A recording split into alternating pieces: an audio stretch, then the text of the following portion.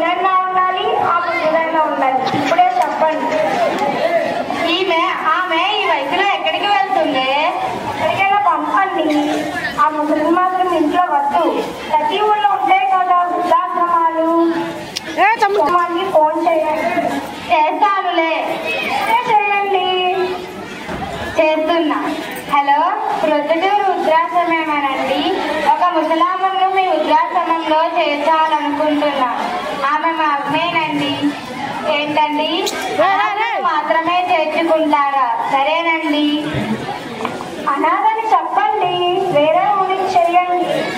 Hello, Vizag వృద్ధాశ్రమేనండి?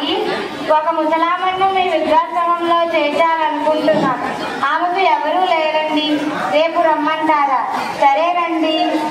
సరే, వస్తున్నామని చెప్పండి. ఏం చెప్పాలో కూడా చేతగా. ఏంటి నాన్నమ్మని ఎక్కడికి తీసుకెళ్తున్నారు? ఆగమ్మా, నువ్వు చెప్పు నాన్నమ్మని ఎక్కడికి తీసుకెళ్తున్నారు?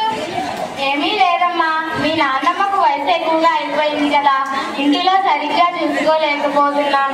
వృద్ధాశ్రమానికి ఫోన్ చేస్తున్నాను. అవునా? అయితే ఆ నెంబర్ నాకు కూడా ఇవ్వండి నాన్న.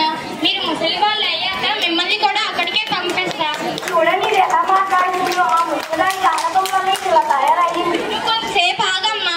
ఇందాక పచ్చిపోయిన తిండి నాన్నమ్మకు పెట్టావు కదా, అదేదో నువ్వు తినొచ్చు కదా.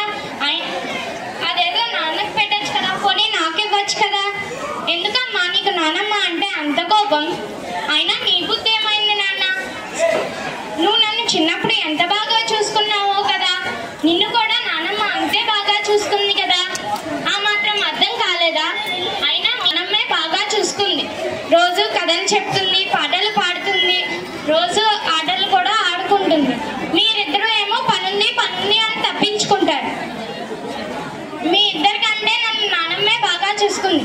నాన్నమ్మ వెళ్ళిపోతే నాతో ఎవ్వరూ ఆడుకోరు. మీరిద్దరే హ్యాపీగా ఉంటారు. అంత పెద్ద పెద్ద మాటలని మమ్మల్ని బాధ పెట్టద్దమ్మా. మమ్మల్ని క్షమించు. నన్ను కాదు క్షమించమని అడగాల్సింది.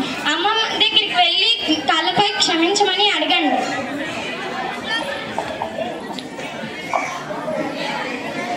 నన్ను క్షమించమ్మా. నన్ను క్షమించండి అత్తయ్య. సరే, క్షమించండి. ఆ ముసలి చాలా బంగారు